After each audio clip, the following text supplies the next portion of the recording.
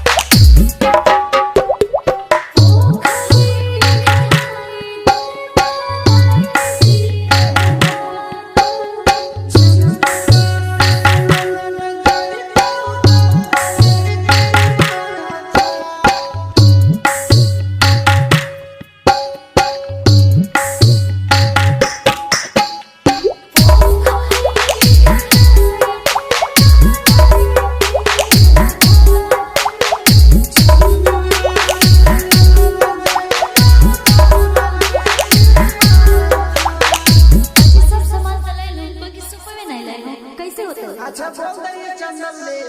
हाय हाय हाय हाय